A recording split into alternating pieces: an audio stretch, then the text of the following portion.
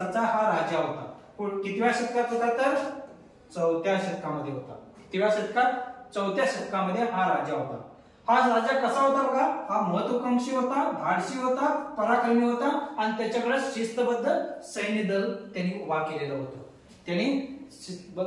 शिस्तबद्ध सैन्य दल त्यांनी सुद्धा उभा केलेलं होतं. अतिशय धाडसी होता, महत्वाकांक्षी होता, पराक्रमी होता आणि त्यांनी आपल्या शिस्तबद्ध या सैन्य दलाच्या उभारणीवरूनच त्यांनी युरोप, आफ्रिका, आशिया खंडाच्या अनेक भागामध्ये त्यांनी आपलं ग्रीकांचं साम्राज्य उभा केलेलं आहे.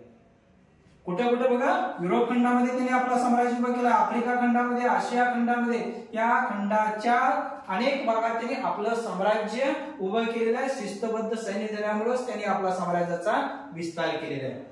राज्य विस्तार करत असताना फक्त राज्याचाच तेवढा विचार केला नाही, आपला साम्राज्य विस्तार एवढंच करायचं त्याच्या डोक्यात नव्हतं. त्याच्याबरोबर त्यांनी कुठे कुठे त्यांनी साम्राज्य विस्तार केला, तिथली भौगोलिक माहिती सुद्धा त्यांनी गोळा केलेली आहे. भौगोलिक माहिती सुद्धा त्यांनी गोळा केलेली.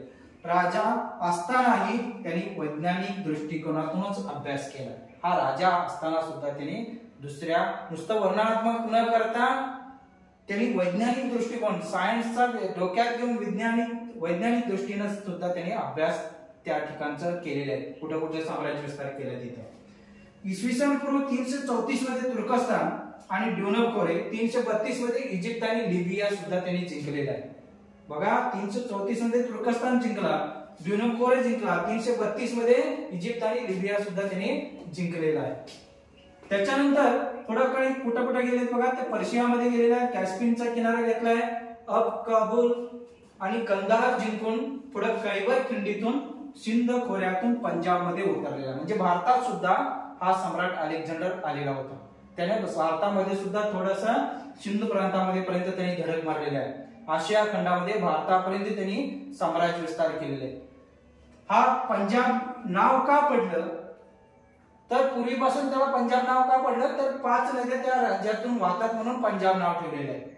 पूर्वीचं नाव वेगळी होती, आताची नावं वेगळी आहेत. पूर्वीच्या नावामध्ये हायडास्पस नावाची नदी होती, ती आता झेलम नावाने ओळखली जाते. आणि ऍकेसिपस नावाची जी नदी आहे त्याला चिनब म्हणतो आपण आता. आणि त्यानंतर हायड्रोओटस नावाची जी नदी आहे त्याला रावी म्हणतात. आणि हायपासिस नावाची जी नदी आहे त्याला बियास म्हणतात. आणि झारदरस नावाची जी नदी आहे त्याला सतलज म्हणतात. या 5 नद्यांच्या मैदानापासून हा पंजाब तयार झालेला आहे. त्यावेळी तो अशा पद्धतीने सांगितलं. आता अलीकडची नाव आपण कंसामध्ये टाकले, पूर्वीची नदीची नावे वेगळी होती. इसवी सन पूर्व 323 मध्ये तो मायदेशी आता त्या बाद झालं, त्याला साम्राज्य विस्तार करायचं नको झालं आणि त्यांनी परत आपल्या मायदेशी परत जात असताना फॅशिलोन या ठिकाणी, कुठल्या ठिकाणी? फॅशिलोन या ठिकाणी त्यांचा मृत्यू झालेला आहे. जाता जाता त्याच्या मायदेशी परत असताना त्याचा मृत्यू झाला.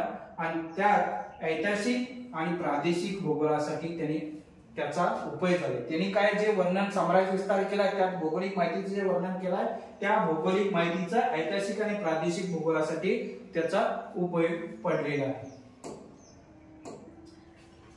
एवढी आजच्या तासाला आपण 3 विचारवंतांची माहिती बघितलं. एक हेरोडोटस, दुसरा अरिस्टॉटल आणि तिसरा सम्राट अलेक्झांडर. या 3 ग्रीक विचारवंतांची माहिती आपण घेतली आणि पुढचे जे विचारवंत आहेत ते आपण पुढच्या तासाला बघूया.